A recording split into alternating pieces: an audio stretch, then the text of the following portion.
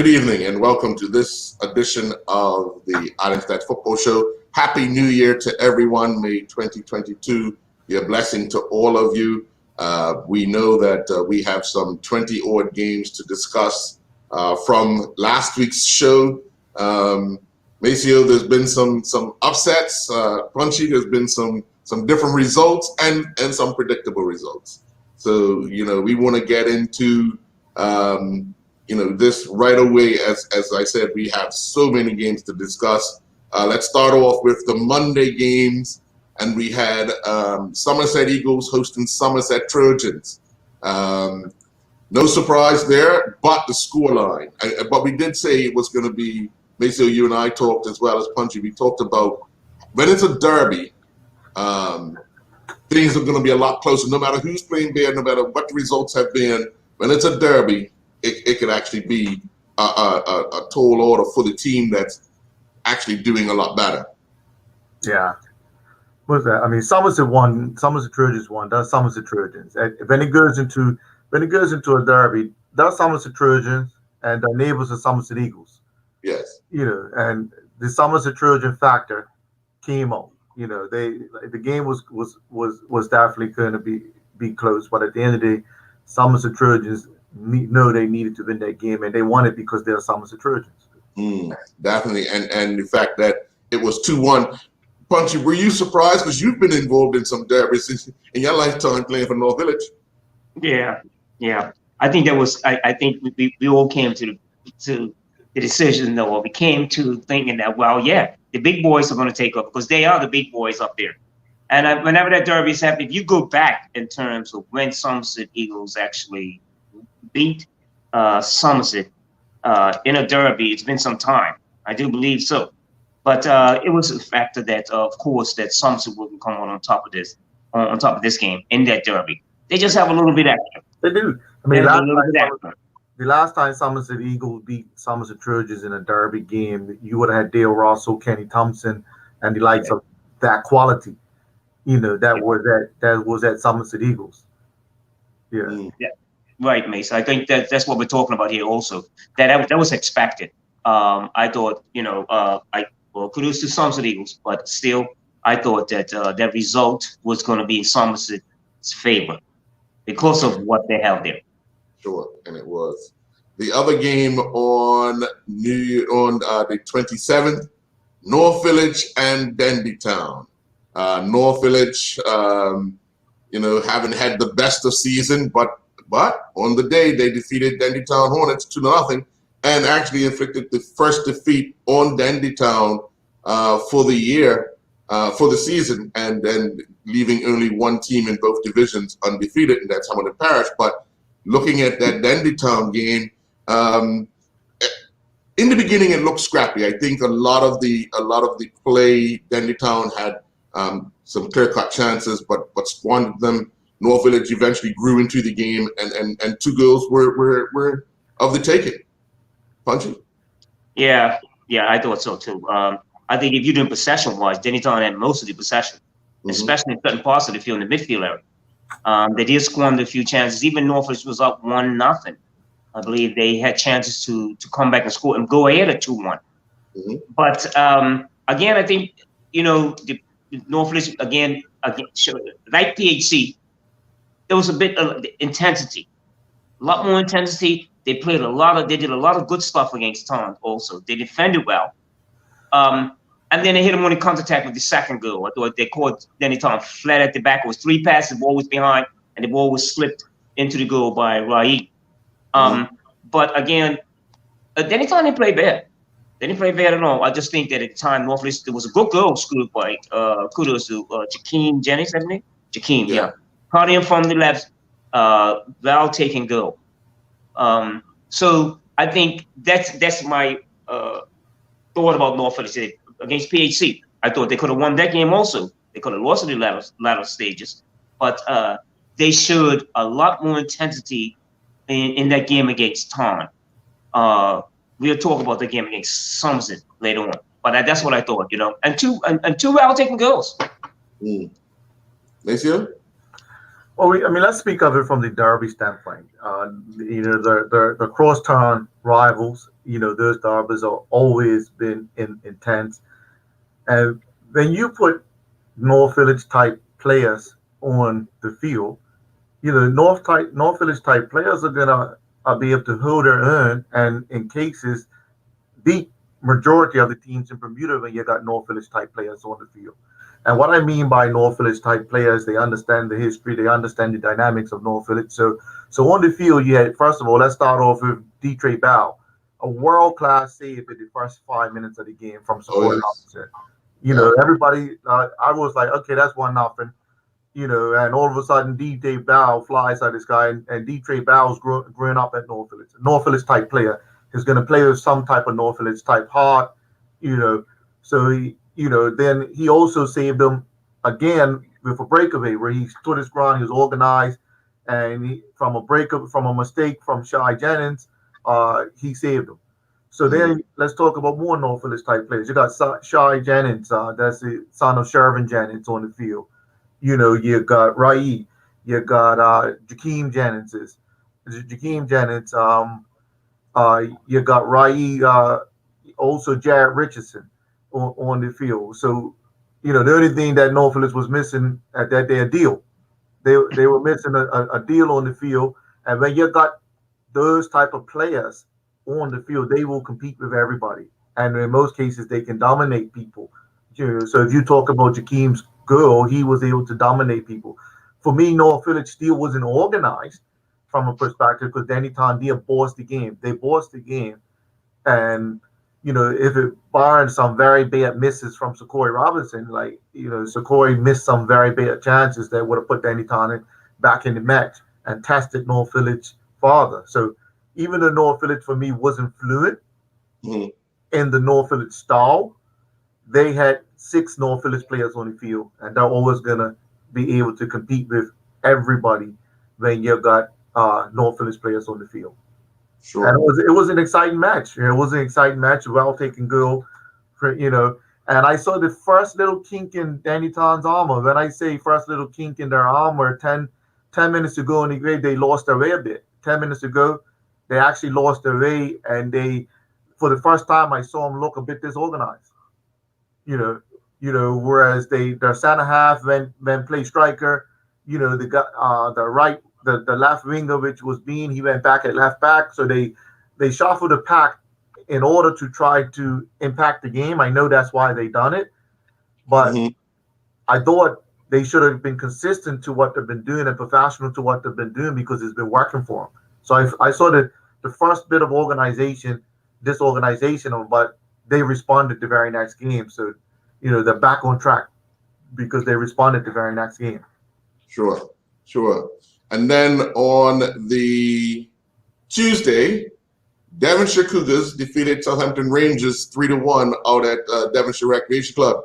I kind of watched this game as well. Devonshire Cougars squandered at least 8 chances in the first 30 minutes that could have wiped this game right out. I'm not saying that Rangers didn't create a few chances because they did, but Cougars, I think, were relaxed in their approach to the game, knowing that Southampton Rangers were weaker, and it took some I guess stern talking to at halftime from their coach to kind of wake them up because they kept Rangers in the game 3-1. They kept Rangers in the game by their clear-cut chances they would not take.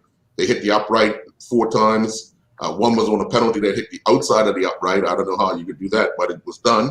But not taking chances almost cost them. But the fortunate thing for them was they were playing Southampton Rangers, who have not had the best of times, this season. Your thoughts, Macy? Yeah, this game of football doesn't lie, right? It doesn't lie. And right now, Cougars is going to be stronger than Rangers. Even they're going to be stronger than Rangers, and it's always expected they get that result. And I know Kwame will be pulling his hair out trying to keep his boys professional and organized and send messages. I know he would have wanted to send a message in a game like this where you smash Rangers 5-0, send a message. So it's still some work to be done there in professionalize their approach. But again, Rangers is as a club, a football club, as a football team, they're not there. And even when a team comes half-hearted, half-throttled, Rangers still struggle to get a result. But Rangers got a result against North Village because North Village is not there either. So they got a 2-2 result against North Village, and that's why I say the game really don't lie. Your thoughts on it? My thoughts are, I'm glad you guys brought that game up. I might go ahead of you guys because I watched the game between Cougars and Devonshire Colts. The clinical finishing that Cougars did in the first 15 minutes up Police Field, 3-0 up. And you know how hard it is, especially in Bermuda soccer, is like, okay, you're 3-0 up in 15 minutes. What's the next team going to be like? Devonshire Colts was struggling that whole game. And then that game could have easily been 6 or 7 by Cougars. But then after they took the foot of the paddle, and then I saw a lot of stuff that the finishing 3-on-1, wrong pass. So I understand when you were telling me about what's still evident with Cougars game. There's a lot of ways when they get into to finish the last third, completely numbers in the box, wrong pass made, wrong decision made. So I think that's probably what is the coach there is going to be talking about most of all, creating chances and really making teams pay for all the hard work they do, the approach work. They're still lacking that clinical finishing where you say, hey, that's it. This is 5 or 6-0. Let's take a break here because Colts didn't respond at all. They were that game there. I was like, whoa, this could have been much worse. So adding to what you guys said about that, Kwame will probably be thinking this is what's going to be on this and what he's got to press for these front 3 or the front 6, finishing the game off. Definitely. Then let's move to PHC at St. George's 3-2. PHC looking to close that gap on Dendytown. St. George's looking to playing with a lot of emotion as well, looking to move up in the standings. But unfortunately for St. George's, PHC were able to get the third goal that kind of gave them a cushion. I'm pretty sure PHC would have wanted to put that game away, as we talked about last week. You want to put the game away early because you have another game coming up, and the other game coming up is a vital game because of who you're playing. You're playing a team that's right behind you, in the standings that could possibly go ahead of you and so forth. But I think St. George's put in a good effort to come away and losing 3-2. Punch. Speaking to the guys that actually played in the game, there were 2 goals that were practically just given to PHC at what was described to me about that. Again, I keep telling you that that's not a bad result for St. George's. 1-0, then 2-0, I think, then 2-1, then 3-1, then 3-2. And they put their work in. They said they really put their work in with that. And it could have been 3-all. So I think, as I said to you guys before, that St. George's going to lose somebody odd goal. It's not like 3 or 4-1. Somebody's beating them 4-1. The last time you checked the results, the last person that ever beat them like that was North Village, one of the first games of the season. So they are correcting a lot of things. They're getting a lot of things right, basically, at defensively. I tell those guys that's not a bad result. All you're doing now is just building. I think St. George's again is at the building stage now. And you're gonna see they got a few home games in the second half of the season. You look at the schedule with the home games they have. You're not gonna be able to go down and beat them that easy. There's a real belief there now, even with the results that like against PHC. I guess what I'm saying to you is this, sir. They're a surprise package. I don't see them in the lower third of this league. I don't see them being relegation contenders. I think they're going to hold the I don't think they played today. I believe so. I think the game was postponed for whatever reason. I don't know. But yeah, the result was a good. I say it's a good positive result for them away from home. Maceo? Let's for the sake of this part compare St. George's to West Ham. And why I say West Ham? Because West Ham is deciding they're going to be a force at that level. And St. George's wants to be a force at this level. Okay, they're not going to be relegated. We know that. But they also want to. Yeah. They also, that's probably what happened. But they also want to suggest that they're here to compete in a certain echelon, because we know St. George's, right? They're not accepting that they're going to be middle or bottom. They want to compete at a level, and beating one of the big boys is what's going to convince themselves. So beating a big team, that's what's going to convince them that they're actually onto a football project. And if they're onto a football project, that means the better players are not going to leave their club and go to other clubs, if St. George's is not moving fast enough. So they have to be the big boy. I thought in that game against PHC, they set up and how they set up defensively, they gave PHC too much respect. They ran away from what they've been doing in their own rights.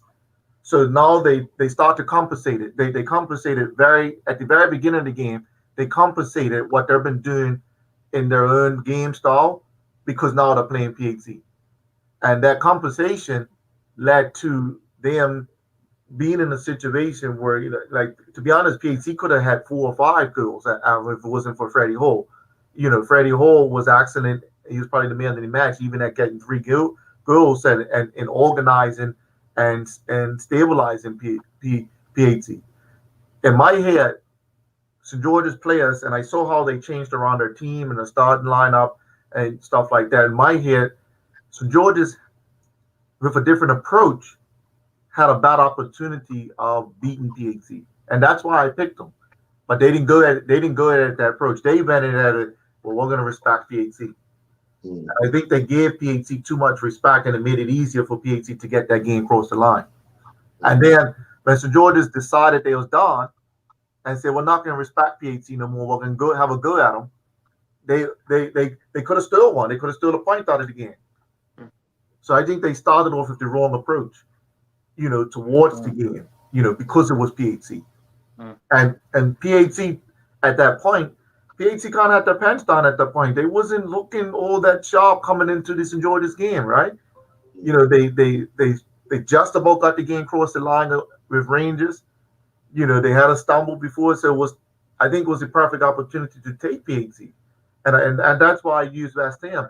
West Ham's not going to be organized to stabilize in the top 4, or probably not just, but they beat the big boys. So the players now know, okay, there's a project happening here. I'll stay here. The battle players, I'll stay here. Yeah. Mace, a good point you made too about their decision to play that way against PHC. Let's say, for instance, if you take a page out of North Village book when they went up to against PHC, high press, work rate, 2 and 3 square balls. The next ball was over the top or through the lines, and the North Village did a very good job of that. Very good job. So that would mean that if you kind of carbon copy that a bit, high press against PHC, you're going to find some trouble, especially because they are trying to play football up there. You find them trying to play at the back. But when you kind of screw them a bit and make them have to make their decisions, watch what they do. Watch their habits, especially what Norfolk's done in that particular game. I thought was smart. Push Marco Warren back, getting him to play in the last third. So I think if I was anyone like that, I would say, well, this is how we're going to play against PHC. And Maceo, you're right. If you go, you challenge them, and I find that a lot here. If you really press teams here, make them make them have to make decisions that are not comfortable with. Let's see what they do. And that's what I said to maybe St. George's at times when they were maybe 2 goals on. They should have already thought about, well, this is our approach for this game, and we're going to really put PHC on the pressure, blow for blow, as I say. Yeah. We're going to take our first commercial break, and when we come back, we'll have more of the Island Stats Football Show. We'll be right back. John Barrett & Son, Bermuda's foremost distributor of fine beverages, is bringing on the joyful festivities this winter with Barrett Stone Ginger Beer. We've extolled the virtues of this traditional Bermudian drink before. It's refreshing and spicy and wonderful in the kitchen. Google cooking with ginger beer and you'll be amazed by the diversity and wow factor of the recipes. As our good friend Bruce Barrett says, bubbly, tasty, full of spice, refreshing and exciting. When it hits your taste buds, mate, full flavor is igniting. Lindo's, why go anyplace else? My inspiration to write this book has to do with empowering. I want people to understand what it looks like when you are in a position when you don't have the tools around you. If you know me or don't know me, the game, the beautiful game of football, soccer, is and always was a way out. I'm still fearful on what to do, what would happen if I say something. What can we do in this book to incorporate tools to help specifically our group of young people in Bermuda? Could you imagine doing a read with little people and breaking everything down for them and having them to have a voice and having conversation pieces, if it's chapter by chapter? Welcome back. Now let's go to the Wednesday evening or Wednesday night up at Somerset Cricket Club. Devonshire Colts and Somerset Eagles drew 3-3. Both teams struggling. Devonshire Colts coming off, as Punchy indicated, that 5-0 loss to Devonshire Cougars. Somerset Eagles not having the best of times. But we knew it was going to be a back and forth game. It was who was actually going to come out on top. But 6 goals. Both teams have been giving up goals, and that's no secret. Both teams have been giving up goals. So when you look at a 3-3 draw, not really surprised, are you, Maceo? Nobody's defending, man. We're back in the 70s. If you get 5, I'll get 6. You know, nobody's really defending all. And it's amazing because it's not like those two teams have been scoring goals against other teams at that rate. So to get 6 goals out of that, it's just evidence that it's this organization there, right? Because nobody's defending, and for Colts, good on them for getting a point out of it, because if they wouldn't have got a point out there, they're going to be on a slippery slope. If they would have lost that game, it would have been a slippery slope, because they're actually going in the wrong direction right now. They're going in the wrong direction for sure for Colts, and that would have. If Eagles would have got a point out of that, 3 points out of that game, that would have lit a fire. But no defending going on up there, obviously. Yeah. Punchy? I spoke to some people. Good point. I spoke to some people I didn't go to the game anyway. I spoke to some people that went to the game and said, "Oh, it was a great game and it was some good football, and the goals were good." I said to them, "Well, yeah, but they were playing each other. Look at this. Look at the results that that's happened to them."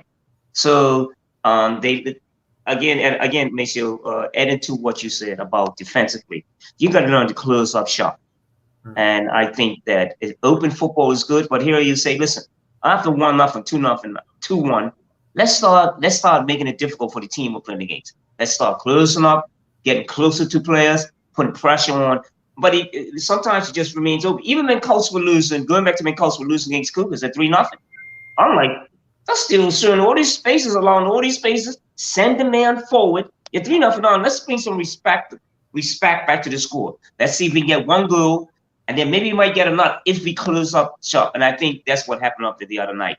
Teams are just like, you see some teams just so open.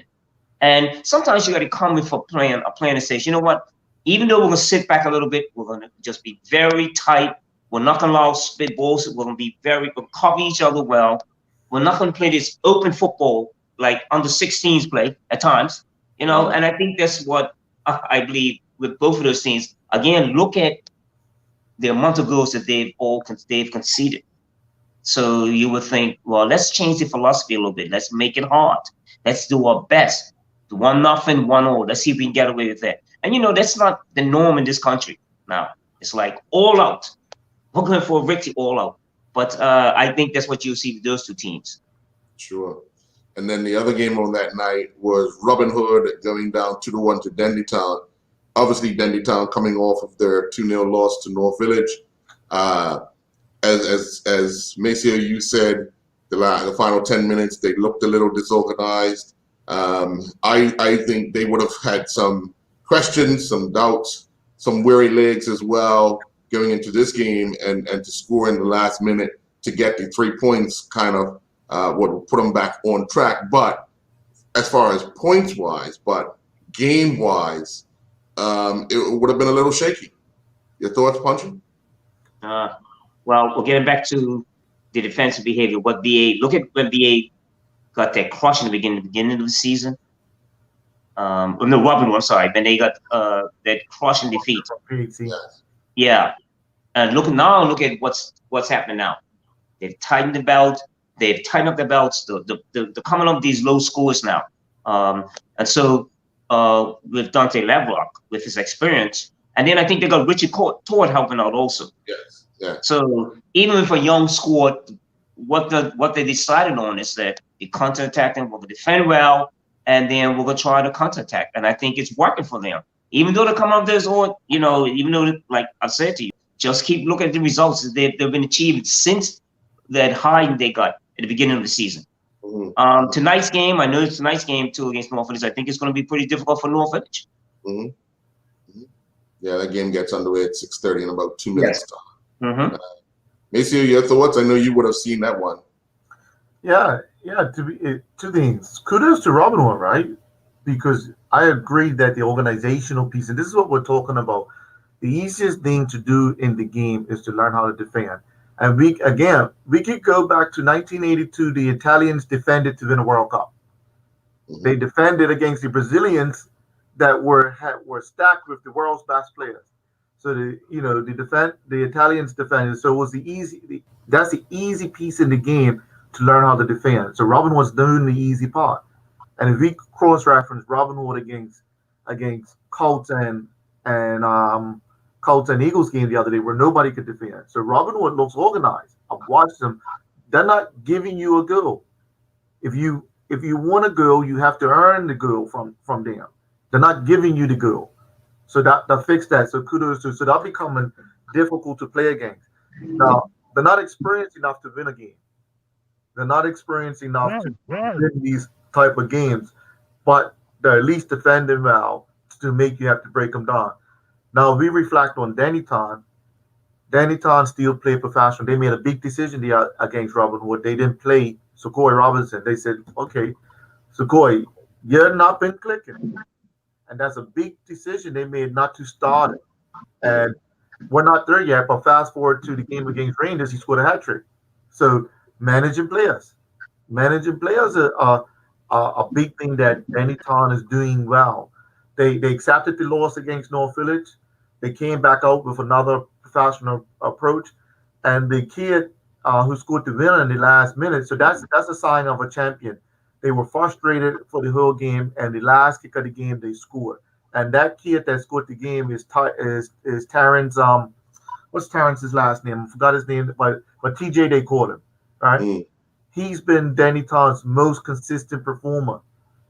So he now steps up in a big moment and scores and pushes Dendytown across the line, and they're gonna believe again. So all of a sudden they go back to believing. So good game of football. And kudos on Dendytown as well as kudos on Robin Hood for making the game difficult. And you're right. Tonight against North Village is not organized, even though they can have all these players, but they're not organized in their rhythm of the game. That's not an easy one for North Village now. Yeah, definitely. And then we move on to Somerset Trojans and North Village drawing 1-1. North Village coming into the game off of a high of beating Dendytown a few days earlier. Obviously, Somerset coming in off a high of beating of getting by Somerset Eagles in the derby. But the two teams shared the points. Really not surprised at the result, only because both teams would have come in on a high from their previous games. Puncher? Yeah, I thought Norfolk in the first 15 to 20 minutes were real flat. I mean, the goal was the first, some school don't go in the first 5 minutes or 4 or 5. A good team goal too, but Norfolk were flat. There still seemed to be at times that both teams were playing at a lot of mistakes made in that game. A lot of mistakes. The final passes weren't done right. The final passes to the finishing was still questionable. Also, I thought that when Somerset went up 1-0, I said, "Oh, here we go." They're attacking from the wide position. They did some pretty good what they wanted to do. And then they gave Norfolk wide areas to play in, and there were a lot of mistakes. So I think Somerset had done the homework, what they wanted to achieve up there. But as the game wore on, Norfolk eventually came into the game. And again, this guy Richardson, the young one, I still think he plays a major part in. He wasn't all that the other night, but his still decision making. I think I'm gonna be sorry when he has to go back to England, right? But you can still see that he adds quite a bit to decision making up in the top third. It was just really a game of, I call it a game of like, okay, one next mistake, one bad mistake, and then it's gonna be 2-1, and the game's gonna be over. But both teams held out, and I just thought that, well, what's gonna happen here with both of these teams? I still see Norfolk about maybe third or fourth. I see Somerset maybe. Would they pick up games away? Would they pick up points away from him? Maybe in sixth place. Just before we go to Maceo, got a update from BAA. It is 1-0 North Village. Okay. So Maceo, your thoughts on Somerset? That game was a poor game of football. It was a poor game of football up in Somerset between the two teams. Both of them were highly disorganized. You appreciate that I have conversations away from the media. I always trying to get these coaches on the show to give their perspective, so it's not just our perspective of it. But in talking to the coaches, it's amazing when I talk to coaches the things that they don't consider in the game. Like, give you an example. I asked the Somerset coach, because I know how he wants to play because I'm studying him, right? I know his identity, I know his culture, and I'm using this word culture of football. So when you're reading somebody's culture of football, here's a question I asked the Somerset coach. I said, well, you're trying to, and I challenge his organization in games. I say you're the very best chaotic coach, but you struggle with organization. And the question I asked, well, how many goals your team's given up? And he couldn't answer how many goals his team's given up. So right away, he's not able to analyze, is his defensive structure working? And I know how many, when I'm coaching, I know how many goals I'm giving up, and I know how many goals I'm scoring, because that tells a statistical story. That's information that you have to study and you have to know. And then the other thing that I learned talking to the coaches, they don't do homework and learn all the players they have to play against or with. So I'm talking to North Village's coaching staff, and they have a player that they have on their bench that they're not aware of what he can do. Like, that's a sin. That's a sin to have a player on your bench that you're not yet aware of what he can do.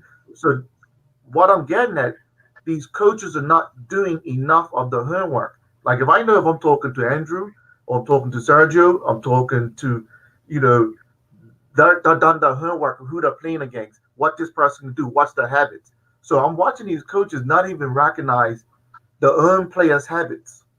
So that's why, even though North Village had North Village type players on the field up Somerset, they didn't have a rhythm.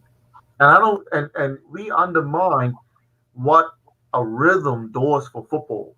You have to have a rhythm. So I'll give you an example what I mean, just so for the public.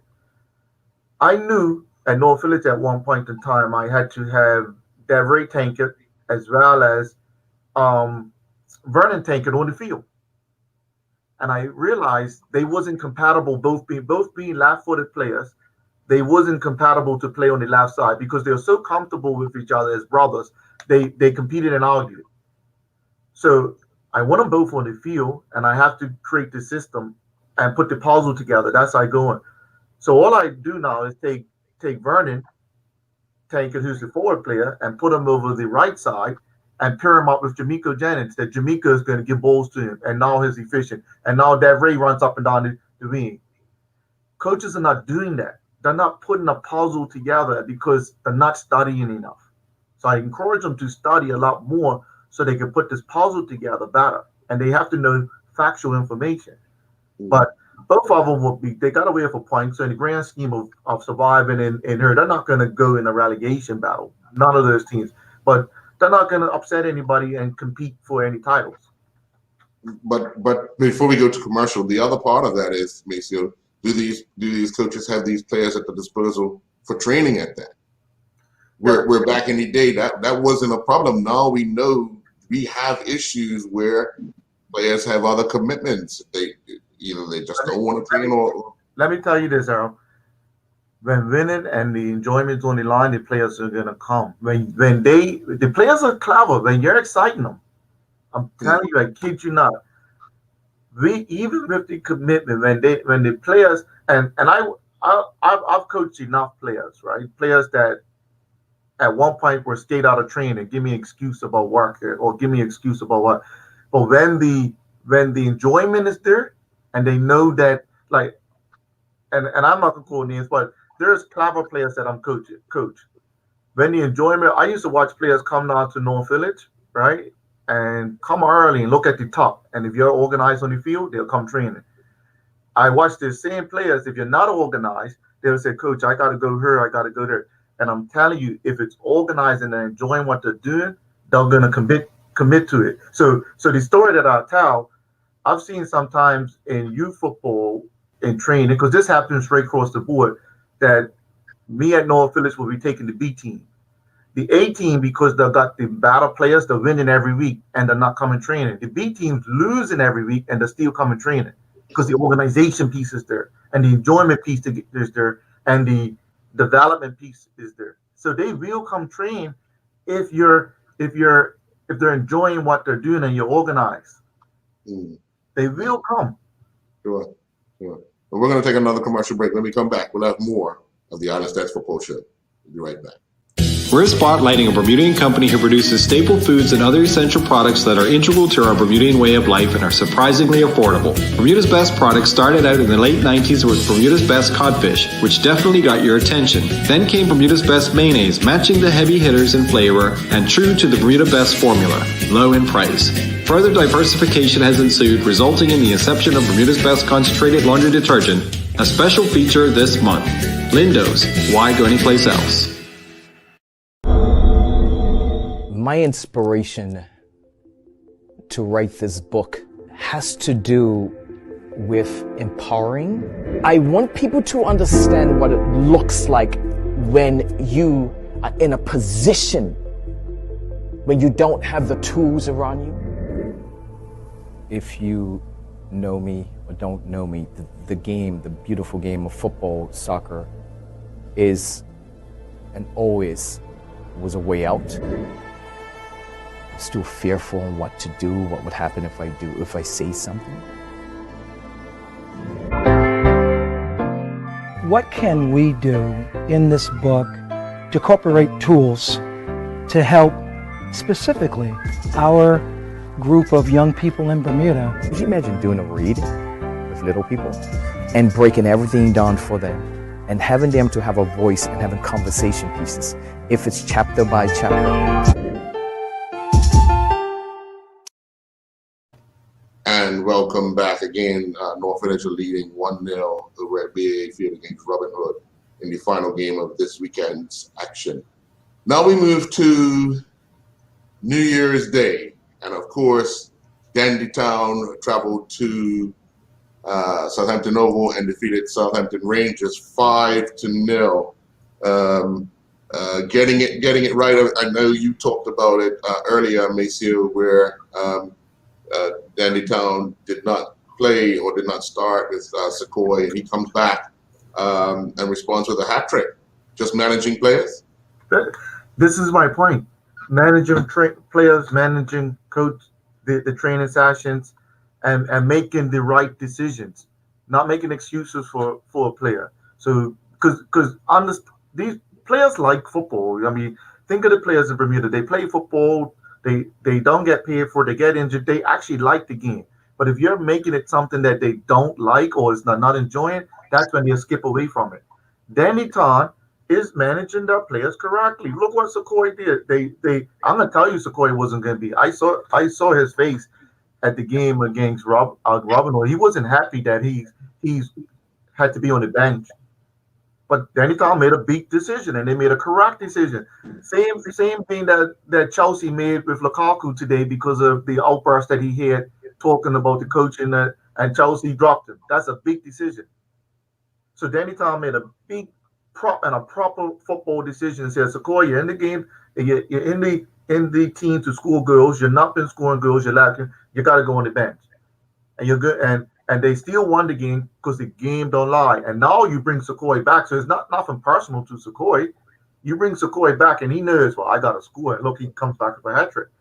That's managing players, and according to the game, I've seen too many coaches make excuses for players and not manage them. Or put it this way, I've seen too many coaches want to be a player's friend. And I'm gonna say this on public TV. I coached at North Village. You know, I coached my family. I didn't like none of the players. I didn't like them because they cheated. Every time they try to cheat the game, I had to be the one that teaches them not to cheat this game. And if they try to cheat this game, that's what a coach has got to do. A coach has to stop the players from cheating the game or cheating in the game anyway. And we're allowed too many times. We're allowed players and coaches and people to cheat the game. Danny Tom's not allowing their players to cheat the game. Fine enough for the Thrash Rangers. Yeah, one thing I failed to mention was the fact that Rangers didn't have many people on the bench, and Streaker Adams had to play in goal. The goalkeeper Sean has been nursing a groin injury for quite some time, unable to kick the ball. And all these games in a short space of time, I guess it was decided, hey, you know, the best option is probably right now put the coach in goal. And that's the part I talk about. Cheating the game, not preparing yourself to play the game. You're cheating. Of course I had enough good talent at North Village that didn't like training. And I'm saying, well, you don't like training. Scott Morden taught me this. Scott Morden told me that you don't like training when you're not going to play. You're not going to cheat the game. And Scott Morden was the disciplinarian that came to North Village after 26 years of not winning a league title and won 2 league titles back to back because Scott Morden doesn't allow players to cheat the game, no matter how good you are or who you are. Too many of these coaches allow people to cheat the game, and Danny Tom's not allowing people to cheat the game. So Streaker would have been added incentive for the Danny Tom players. They said, Streaker, you're in goal? What do you think you are? Okay. Bam, bam, bam, bam. Take that. Yeah. We all knew from the beginning of the season, with the amount of players that left Southampton Rangers, that there's going to be an uphill battle for Streaker. You can look at the bench. I didn't even know if he has an assistant coach there with him. That was what's so surprised to me. At North Village, we were on a good day when it was a draw up there. But I can still see there is going to be a lot of work at Streaker. There's a lot of work, and every time I looked at who's going to come on substitute, 2 guys this person gets injured, this person gets injured. Now that happened to me. I can tell you a story when I was Donis and Davids, even up to the next division. People, a couple of losses, and watching. We didn't have the quality. All I was trying to bring some structure to them. But as we start losing more and more, you just start players just stop coming training. Even if it was fun, even if it was, I'm put you in shape, get you ready. But this is the point that I'm making here with Rangers. Do they have the quality? Do they have the amount of players there that's going to keep them up? Because look at these scores. They go from drawing with North Village, and all of a sudden, it's 3-1 to, I think they lost the Cougars, but look what it's at the end. And 5-0. So you see the holes in that, you chinks in that armor there. And I said kudos for Streaker, because I had a talk with him after the game with North Village. Streaker, you got a lot of work here, and you guys have already predicted that you're not going to stay up. And that's my point about that. Maybe someone else, PHC, maybe someone else went on the same day, especially around this time of the year, and put fire past them. So, it's just what's going on with players in the country, dedication. You would think that, okay, we're going to dig in. We've got 16 good players that are, we're not got the best players. Let's dig in. Let's put a real effort in here for Rangers. And it's not happening, especially when you're losing those type of scores. Let me just bring up a point, and I ask you one this question. Is this notion when I speak to a coach, I said, well, why did you take that guy off that was dominating the game? And he said he was tired. Did you, in your time, ever want to come off the field for tired? Never. That don't register. Like, never. No, you make a substitute because somebody's tired and is dominating the game. That don't register with me properly. Like, you don't tired. You don't come off because you're tired. But coaches will make, I brought him off, he was tired. And they say that. Are you crazy? He just a player, especially when he's dominating, and you bring him off because he's tired? What? No, that's cheating the game. Again, that's what I'm talking about. You're cheating.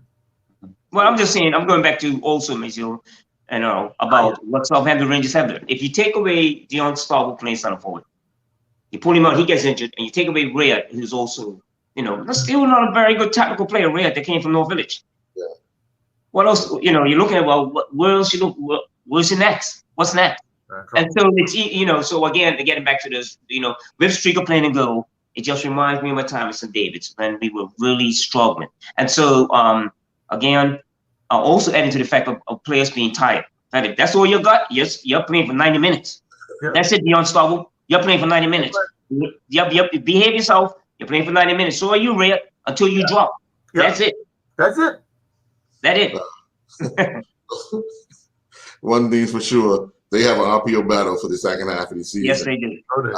A game that was due to be played and very interesting dynamics to this game was not played yesterday, and that was the game between PHC and Devonshire Cougars. Because if the BFA rule in Devonshire Cougars' favor against the Crossroads match that was not played, and Devonshire Cougars get 3 points, do you know they are level on points with PHC? If they win that match, they then go 3 points ahead of PHC and are now chasing down Dandytown. We were talking the first week of the season when they lost that 1-0, and then they had the turmoil and getting Kwame back in and everything. How we didn't see too much of them, getting it right early, but they could find themselves in a position of being in second place with still the second half of the season to be played. So it's interesting times for both PHC and Devonshire Cougars. Whenever that game is rescheduled, it could actually be a flip-flop, or one of those teams could have dropped off by that time. But it's going to be interesting when that match does get played, how we see that turn out. Anybody want to add anything? Yeah, no, most definitely. Most definitely. One thing I know about Kwame, he doesn't cheat the game. He's going to think about it. He might overthink the game sometimes because he's thinking so much about it. And he's going to watch every detail and learn every detail about it. So Cougars is the new threat. Cougars is the new threat to Dandytown's superiority. They are. And I think they can. I think they'll overtake PHC. Punch? I think you hit the nail right on the head, Michelle. Kwame is not going to let them just like folks say dwindle away from that. No, he will do his homework. And again, just the way they approach the game against Devonshire Coast, they never let up. They never let up. You just seen those scores. Look at those scoring goals. Even though I think they had a little setback when they drew 1-1 with Robin Hood. Am I correct? Yeah. Yeah. Okay, a bad day at the opposite, they say, or maybe the finishing wasn't there, or they came up against a very organized back what Dante Lebbrock had done, was doing at Robin Hood.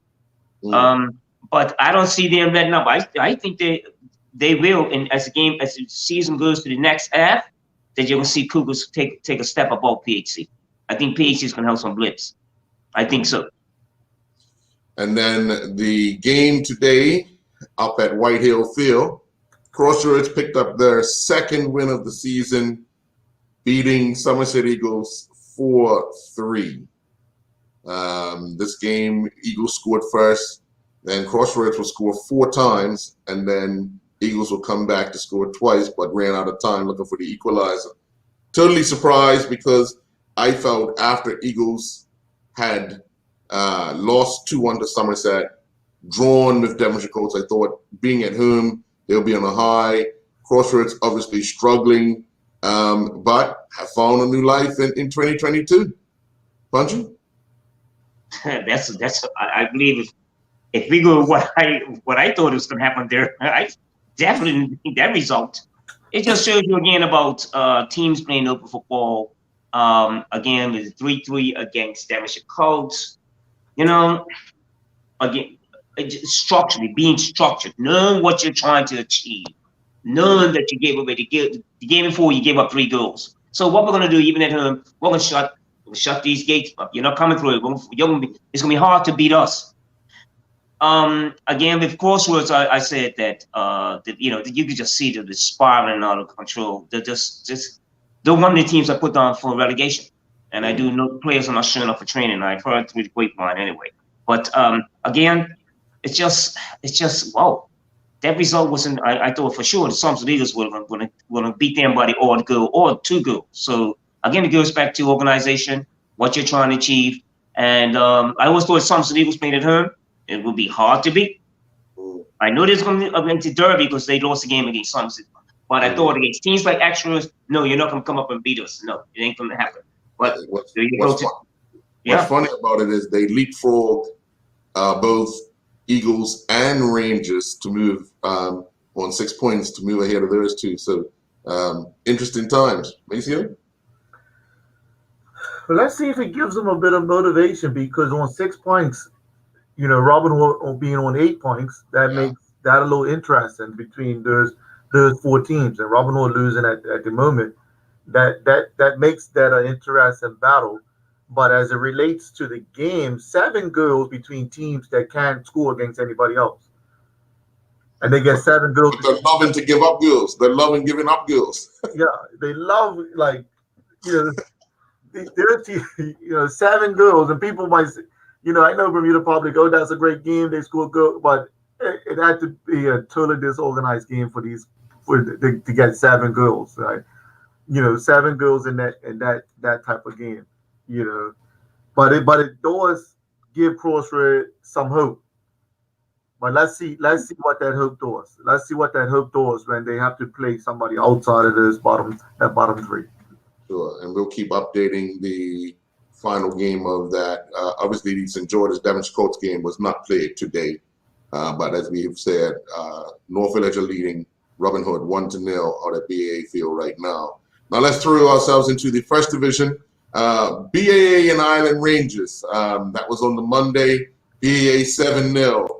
Maceo, we got a chance to watch that game. BAA very impressive with the young group of players they have. Very, very impressive. Very, very correct football. Very, very correct decisions. And they put Island Rangers to the sword. No, Island Rangers didn't have any type of response against BA. That would have been the perfect team to play to test those young players that are just coming back from overseas. And I spoke to the coach afterwards. It's rewarding for Andrew to enjoy the game, with players that has developed from youth players, and now he can sit on the side and really enjoy the game and watch the game. For one of the first times I saw him with his legs crossed like he was to dinner. He had his legs crossed out there, and he was like to dinner, just watching the game like he was to dinner, right?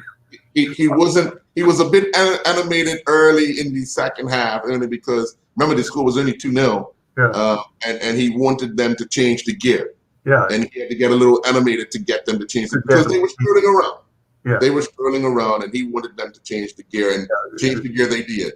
Yeah. He'll say you're not out here for your good looks. Yeah. Before we go to Punchy, it is now 2-0 at BAA Field. North Village have scored a second goal. Punchy? Yeah. Well, I went to the game today between Hamilton Parish and BA.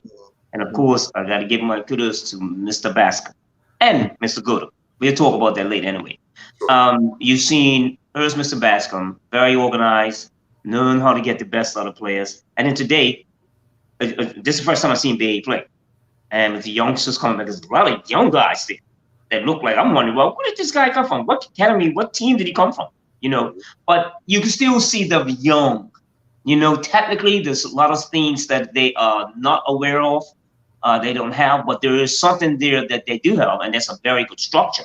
Some decision makings on today's game, and both teams, kudos to both teams, were very good. But you know, of course, we would expect that with Andrew and what he does, what he can achieve, what he can get out of players, and that score was 7-0. I was surprised by the amount of goals. But in today's, what I saw today from them, I'm like, well, yeah, very good structure, young players, energy, good decision, and well, the playing against Iron Advantages also, you know. So yeah, I always thought that result was going on BA's favor. And I'm sure I did put that up on my I did vote for them. Yes. Yeah, you did. just remind you, I did. You did. I did. And then on the Tuesday, it was Wolves and Boulevard Blazers at the Wellington Oval. Boulevard edged Wolves 2-1. You know, we talk a lot about structure and organization, and we did talk about these two particular teams and what we were anticipating would happen at the Wellington Oval. And I was kind of surprised that Boulevard was able to come away with a win, because most of us, with the exception of Maceo, had a draw. But Maceo, you did pick Boulevard to win. Yeah, I did. I saw it coming. I'm reading the culture of our football for 25 years now. I've been reading the culture, and Boulevard, I keep telling, they have the best players in Bermuda. They have the best individual players, always have had the best individual players in Bermuda. The best players always come out of the hood. They always, across the world, the best players come out of the hood. They just need organization. And they're the toughest players too. So I saw them beat Wolves, especially Wolves had the fence down. But then Boulevard let me down this week. We'll get to that. Boulevard. So I saw him beat Wolves. It didn't surprise me. And Zaire Virtual, which I've got his name, that's Balotelli, I call him. You know, he played against Wolves. I saw him beating Wolves. Punchy? I'm surprised because I know I think I tipped Wolves. I'm not a draw. I tipped No, Wolves. you had a draw. You had a draw. I had a draw. Yeah. Well, again, to go back to what Mayfield says about any given day, the Boulevard battle player is going to show up. And you got this. Isn't Ian Cope? Isn't that what his name is? The coach player. Yeah. This guy's tight. He's not a bad player at all. Right. Oh yeah. And I thought he could. You take Ian Cope from there and put him in North Village or put him at PHC. You're going to get some real good results with him. But they do have these gifted players. These very good. You watch them and I'm like, whoa, they could do that. They do this. They could play that way. But are they structured right? Or after this year, okay, we're going to play against Island or St. David's. Let's just show up. We're going to beat them anyway. And then they lose. And again, with Wolves now, again, same picture. Organization, just decision making, and who's making decisions, who's coaching that team. How much better can they get? If you're in charge, maybe if you're in charge of Boulevard, how much better could they get? How much better could they get if I took over at Wolves? I don't know if I don't want to job, but I'm saying that's the disappointment of those teams like that. Well, such talent, and then where are they going? What are they achieving here? One result good, positive, good football. Next 2 weeks, you're not gonna get the best out of them. That's my complaint with those two teams. Right. Well, we're going to take another commercial break. When we come back, we'll have more of the Honest Stats Football Show. Again, North Village are leading 2-0 over at BAA against Robin Hood. We'll be right back. John Barrett & Son, Bermuda's foremost distributor of fine beverages, is bringing on the joyful festivities this winter with Barrett Stone Ginger Beer. We've extolled the virtues of this traditional Bermudian drink before. It's refreshing and spicy and wonderful in the kitchen. Google cooking with ginger beer and you'll be amazed by the diversity and wow factor of the recipes. As our good friend Bruce Barrett says, bubbly, tasty, full of spice, refreshing and exciting. When it hits your taste buds, mate, full flavor is igniting. Lindo's, why go anyplace else? My inspiration to write this book has to do with empowering. I want people to understand what it looks like when you are in a position when you don't have the tools around you. If you know me or don't know me, the game, the beautiful game of football, soccer, is and always was a way out. Still fearful on what to do, what would happen if I say something. What can we do in this book to incorporate tools to help specifically our group of young people in Bermuda? Could you imagine doing a read with little people and breaking everything down for them and having them to have a voice and having conversation pieces, if it's chapter by chapter? Welcome back. Continuing on with the First Division matches. Also on Tuesday, it was St. David's 1, Hamilton Parish 3. Hamilton Parish continuing on that journey of remaining undefeated. Did enough to get by a tough St. David's team. St. David's would have been coming in on a high of a few good results on their behalf. They would have felt good at home, but Hamilton Parish, too many weapons. Punchy? Oh, yeah, for sure. I know we all thumbs up to Hamilton Parish again on what I saw today. Organization, maybe a little bleep in St. David's getting a goal against them. You know, I'm sure the chance that might have been, that probably were created that with 3-1, but I knew for a fact that, again, what I witnessed today in terms of where Hamilton Parish is going, what I've seen thus far from them is that it's not bad at all.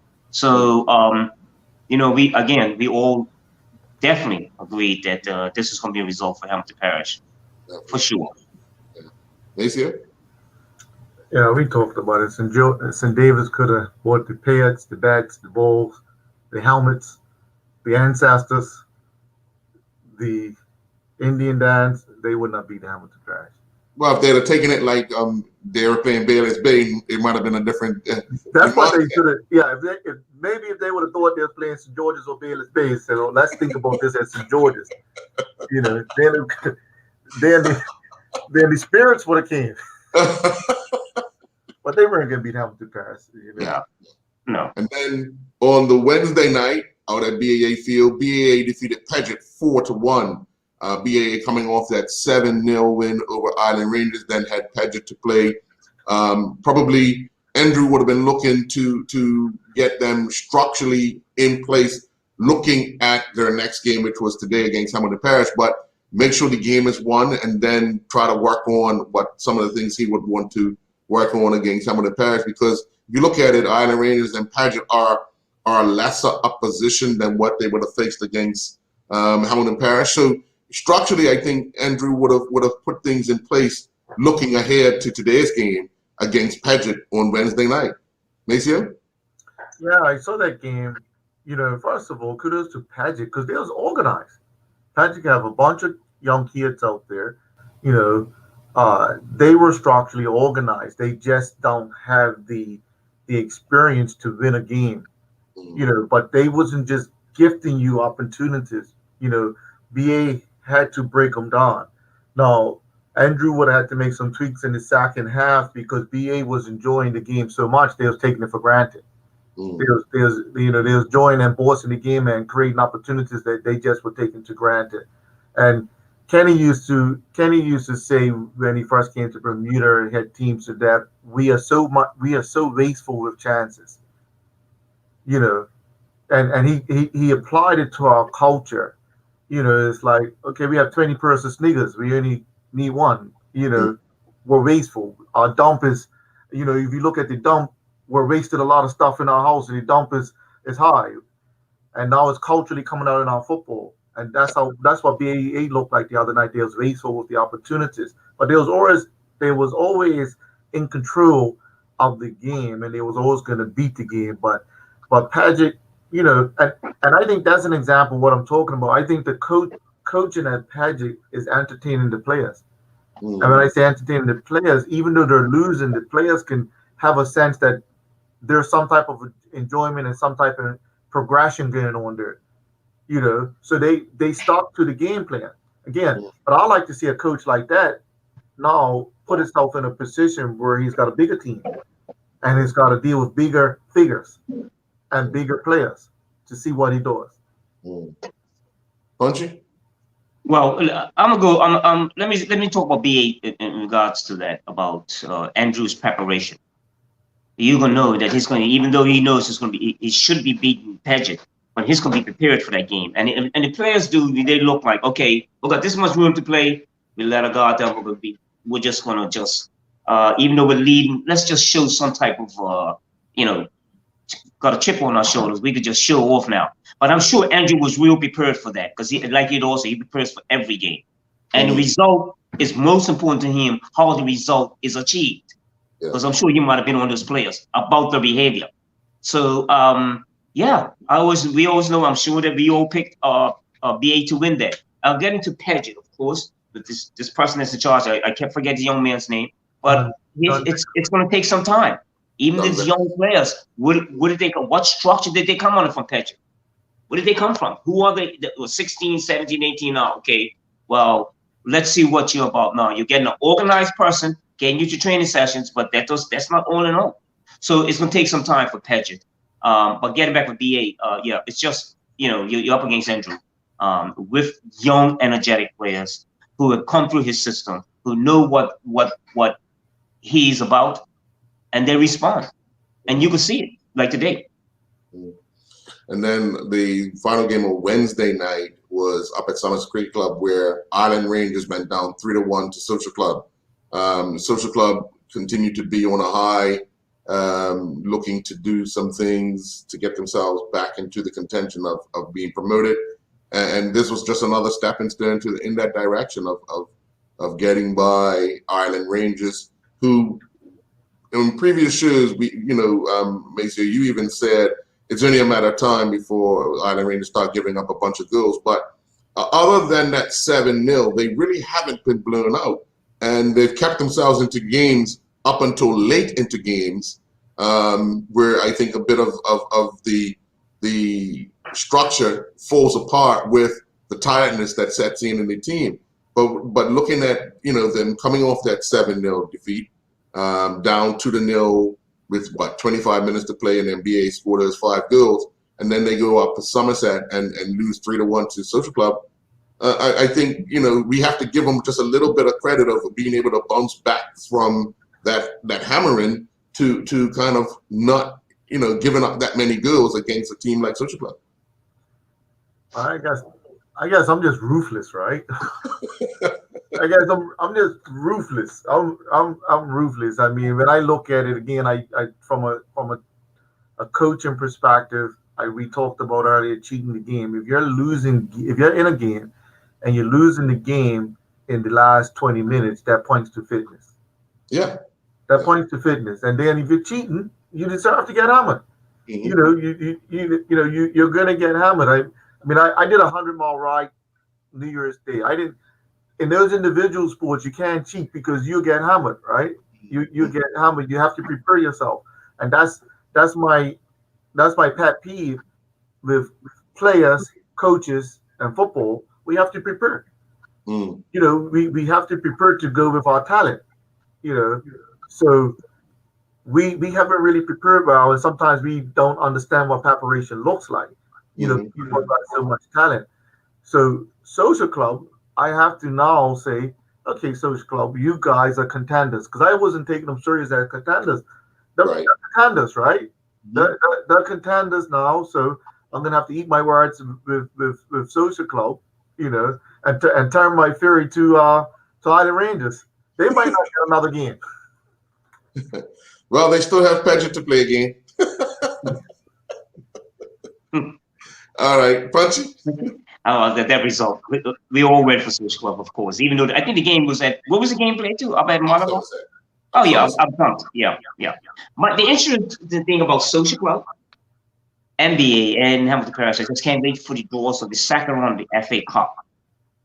That's what's going to be interesting. The Social Club comes up a team, like let's say they come up against the Crossroads, or they come up against, let's see, Devonshire Coast on a Sunday afternoon, or 2:30 Sunday afternoon FA game.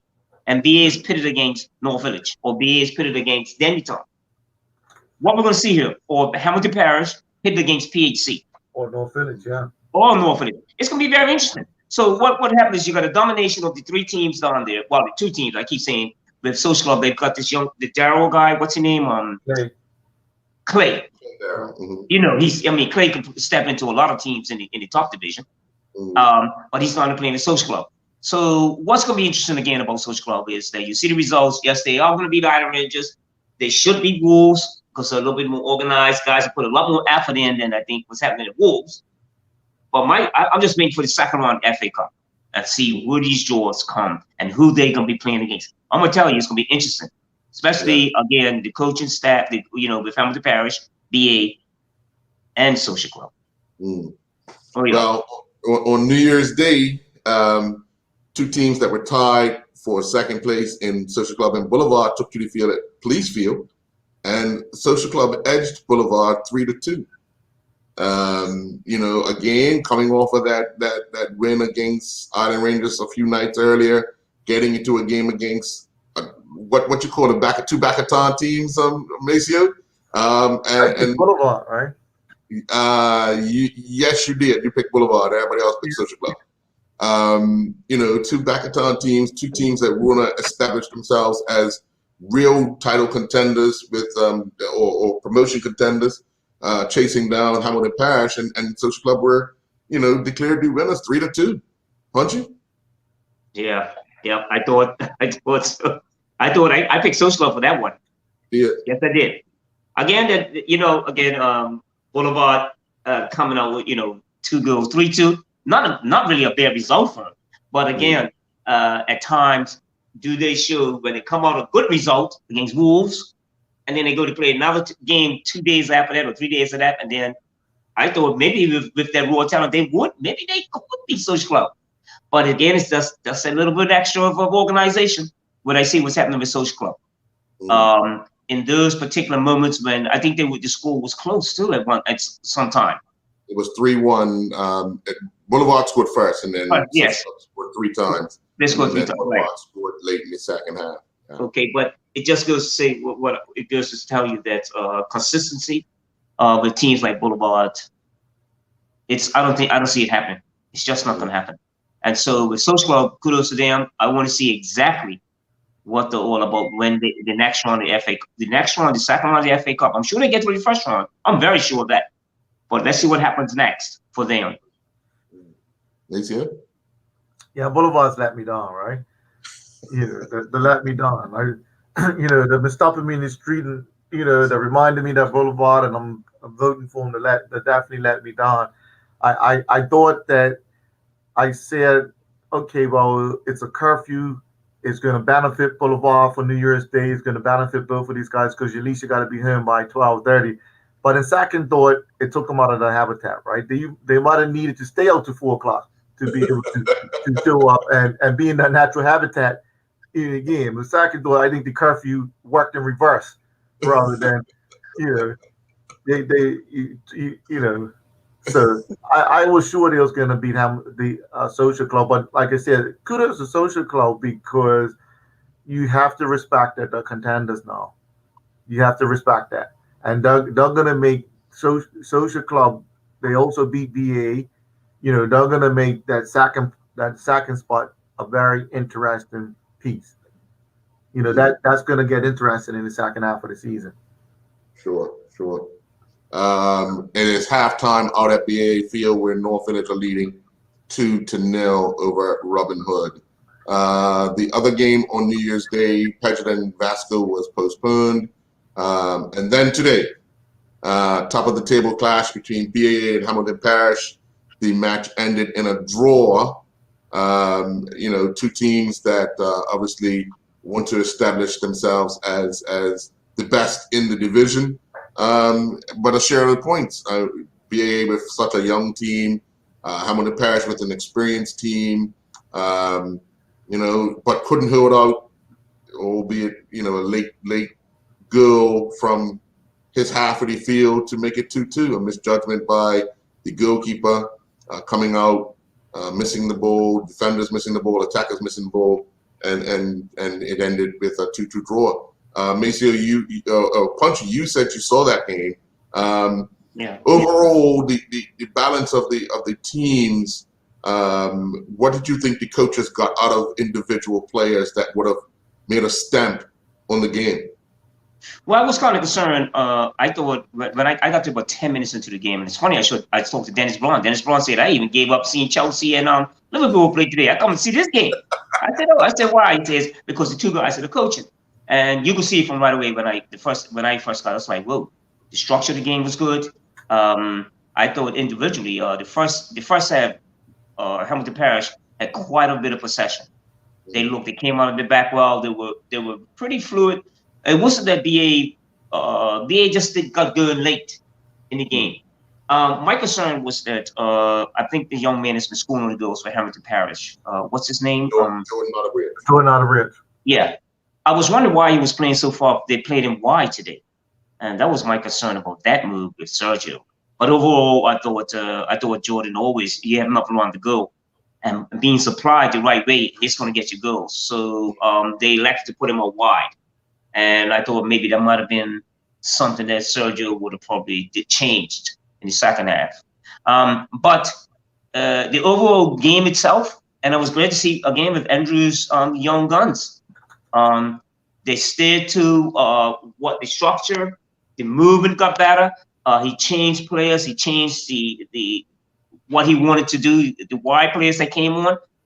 And so they just kept plugging at it. And they started the last 15 minutes. They did a lot of good stuff, good decisions. Of course, the finishing was questionable with them, but they're still young. But you still see their intent. And I was also happy with what I saw from, again, with Hamilton Parish. Structure, coming out of the back, ball movement, ball distribution. And again, it's going to be really interesting when they get to play in the FA rounds against these top teams, these higher teams. Now, the last goal that was scored, of course, that happens. Sorry to see what happened after the game because a little bit, players got at one another with Hamilton Parish, a little bit slough.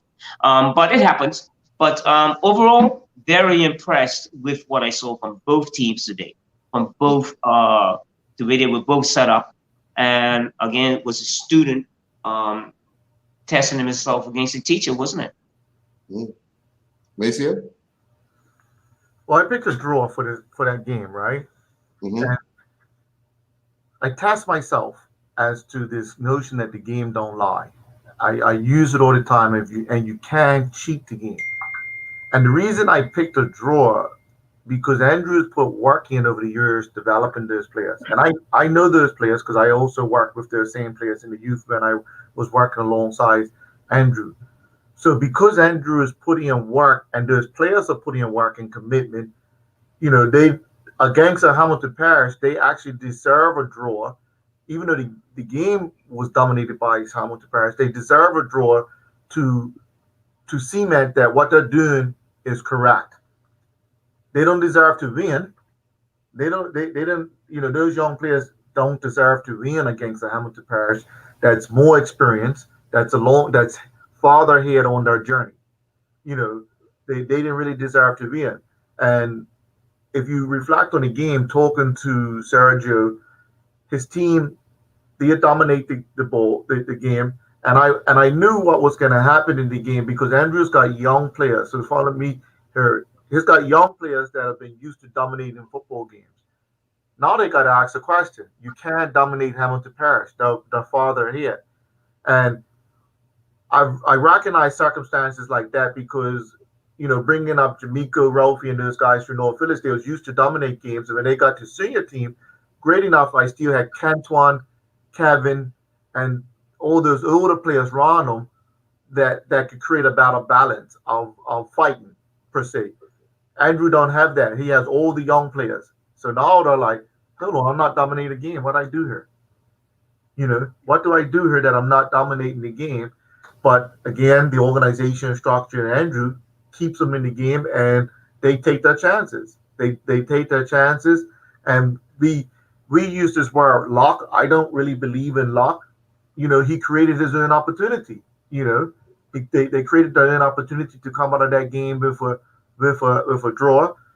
Part of the situation, Hamilton Parish lost one of their key players, which is the guy Otterbridge that holds them together. So it's like the heart of the team. So once he got sent off with 15 minutes to go, 10 minutes to go, that's another dynamic that changed the outcome of the game, again, that they was a bit comfortable with. So, in the grand schemes of it, with the student against the teacher, it's a fair result in the grand scheme of football. VA is not ready to beat Hamilton Parish yet. Okay, all right. And the final first division game that took place today, Wolves defeated St. David's 2-1. Again, two teams struggling for consistency. St. David's coming off of that loss to Hamilton Parish. Wolves coming off the loss to Boulevard. But Wolves had just enough to get over the line to defeat St. David's 2-1. Messiah? Well, I predicted Wolves 3 times in a row now correctly what's going to happen. They got lapped back into Hermitage Road. All's been forgiven. I knew they was going to beat St. David's. Let's see if they change my prediction and prove me wrong going forward. So I knew they was going to get close to St. David's after losing to Boulevard. What good players don't like is you doubting them. Wolves they got good enough players, and we can go right round the board with North Village beating Dannytown. They don't like. They get to a point where they get embarrassed enough, and they're going to respond to the embarrassment. And me as a coach, psychologically, I usually embarrass them first so they can respond. I did some very crazy psychological things to my players so they can respond before the game. So that's what we don't really like. Those players, Wolves don't like this embarrassment that's coming their way. Trust me, they don't like this negative press or this negative criticism. And I say, well, I'm gonna shut somebody up. Punchy? Listen, I'm gonna make a long story short about Wolves. I keep telling you that there's something about them that I do like. I've always liked them. I have a soft heart for them because, again, like the Lees that came over from Wolves and came and played for North Village. So they have a place in my heart. Again, we talk about this organization. We talk about the fitness of players. And it's like, you guys are giving you information here. Will you just take it and do something with it, please? And this is not picking on no one. Because I do go and watch these teams. I watch them. I say, whoa, this guy had a little bit of 90 minutes in him. He'll be okay. So the Wolves, again, what would happen this year for them? Good when the FA Cup comes around, you're going to see determination. You're going to see a fight. Like Boulevard, Wolves against North Village, you're going to see a real game. But on the next game they play, if they're playing against Vesco Island Rangers, no, you're not going to see the same. You're not going to see the same attitude. So there we go. We'll talk. That's what I'm talking about. Again, I put them and Boulevard in the same boat. I expect that result. I expect that result from the victory. And so that's what it's about here. I'm hoping that this program does help, and I think it has. With people stopping me in the street and saying good program, and you guys really give us a lot of information. Just do something with the information we give it, guys. Please, And so you guys, that's my point with Wolves. Right. Well, first of all, Happy New Year to you, Mr. Braun, and what are you asking to share with Mr. Bill, Mr. Braun? Let us know. Okay, so to our picks, we had several games take place with myself getting 12. Punchy, you had 11, and this is without the game that's going on now. Maceo, you finished with 12, and Coach Keita finished with 12 as well. So, Punchy, your lead is you're on 44. Maceo and Keita are on 43, and I'm on 40. And we've all taken North Village Rams for this evening's game. So, if anything, we'll all move up 1 point. Looking ahead to this week, there are matches this week. Sorry, just repeat how much points on that, Earl? Sorry about 40, that. You got 43. How much points? Who, you? One behind. You're one behind. One behind. Yeah. One behind Punchy, Yeah. Okay. Yeah.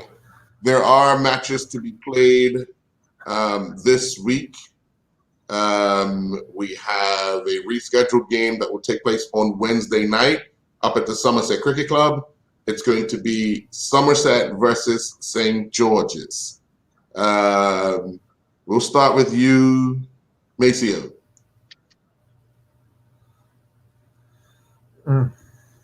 Somerset versus is going to be up Somerset? Up Somerset, yeah. They switched it. Where St. George's will play their home game week after next Saturday in St. George's. St. George's, you put doubt in me, St. George's, man. You put doubt in me, man. I didn't want to mention cricket to your name anymore, but you put a lot of doubt in me. You know what? That game's gonna be a draw. I'm picking a draw for that game. Okay. Punchy?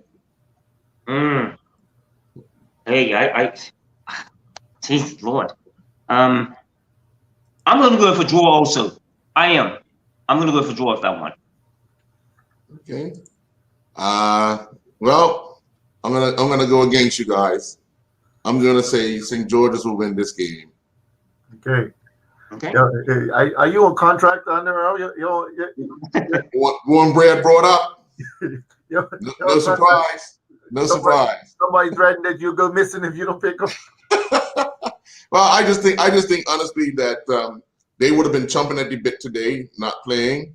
They'll feel they have something to prove, as you've already said, Maceo. They want to beat one of the big teams. Yeah. Somerset in name are a big team. Yeah. And having the opportunity to travel all the way up to Somerset, it's an opportunity to establish themselves as I can relate to that. Yeah. I stay with a draw. Okay. Vance has said you've done some crazy things to motivate us. Vance, he'll call you and let you know. I have to call you about that one, Vance. I have to call you. Okay. And then obviously on Sunday, there's a full slate of only Premier Division matches taking place on Sunday of next week. And Robin Hood are at home on Sunday against Somerset Trojans. And I'll start with you, Punchy. You know what? I'm going with Robin Hood on this. I'm going to go with Robin Hood to win this game. Okay, actually, let me just give an update from BAA. Dante Levrock has been substituted. He is now injured with North Village leading 2-0, and the second half is just getting ready to start. So, okay, so Punchy again. With Robin Hood and Somerset. Yes. And it's Robin Hood's home. Am I correct? Yes, Robin Hood are here. I'm going with Robin Hood. Okay. Maceo? Yeah, that's a hard one because Robin Hood's gonna make it hard. Dante Lavrock gave me inside his injured. Can he play the next game? If he can't play the next game, Somerset's gonna win that one. Yeah, I'm going with Somerset. Okay. I'm gonna go with Somerset on this only because they seem to play exceptionally well at BAA Field. They've had some hard luck there against Dandytown, but they've matched up against teams pretty well on that AstroTurf. Then at Garrison Field, Crossroads will face Dandytown. I'm going to take Dandytown. Maceo? Yeah, Dandytown for sure. I mean, I'm picking Dandytown by 5. Prepare yourself, Dandytown. Prepare yourself mentally. Well, Crossroads are coming off a win. Yeah. Punch. It's Dendy time. Yeah, they're gonna be ready. They're gonna be ready for that game, Dendy time, for sure. Now here comes that rematch. Devonshire Colts are at home to North Village. Maceo. Jesus. North Village. North Village can beat Devonshire Colts, man. Yeah, definitely North Village. They're gonna say, well, we're North Village and you're Devonshire Colts, and we're got North Village players on the field. North Village. Okay. I'm gonna take North Village as well. And Punchy? I'm gonna take North Village on this. This result tonight means a lot to them. This result, if it's a positive result, even though they were very flat up in Somerset, but you also saw what they did at Denny Town, the intensity. If they can retain that, if the result goes their way tonight, I'm picking them for sure to beat Devonshire Colts next week, for sure. Sure. North Village is not gonna forget when Ray beat them down the Bernard Spark. He celebrated. They're not gonna forget that. I'm gonna tell you that. It's not gonna be forgotten. Well, we're not sure if this match would actually take place as Devonshire Colts players tested positive, and then you have to wait the 10 days. Right. So that could actually negate that game. But who knows? They may have extra players, both teams, and that game will get played. So hopefully, we're looking at that being played. Then up at White Hill Field, Somerset Eagles are due to host Devonshire Cougars. We know Devonshire Cougars game against PHC was called off due to COVID-related issues. So hopefully they have extra players as well, and this game can get played. But if it is played, I'm taking Devonshire Cougars. Maceo? Yep, Devonshire Cougars all the way. And Punchy? Devonshire Cougars, for sure. Okay. There ain't gonna be no turnaround there. I don't see Cougars going up to White Hill and then losing to Somerset Eagles up there. No. Right. And then the final game of the weekend next week, Southampton Rangers will play St. George's Colts. Let me just make sure. I think I wrote that down. It's at Southampton Oval. So, Southampton Rangers against St. George's Colts. I've actually taken St. George's. Punchy? I think I'm taking St. George's on this one, hands down with this. Even considering the game they had to play before, I think it was against Somerset. Yeah. But I just think that they're still heading in the right direction.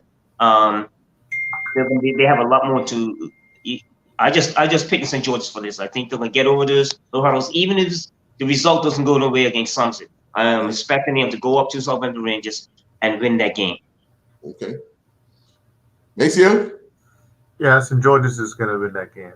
I thought you was going to your coach. Yeah, St. George's is gonna win. I thought you was going to take one for Spreaker. No. Spreaker's got to take his air licks. I ain't taking none of them. Well, again, I want to thank you very much for joining us this evening. Happy New Year to you all. Hopefully this year is a very successful year for everyone in all their endeavors. We will continue to bring you this show on a weekly basis, and hopefully we enlighten you with what's going on in and around. I know there were some games called off due to COVID, but hopefully that's not the leading stories of this weekend, as we've had tons of football played in good spirit over this holiday period. So let's emphasize how much football has been played, how many goals have been scored, how many goals have been let in. But the spirit of the game has been good throughout this holiday season, and hopefully the second half can remain on target and on schedule.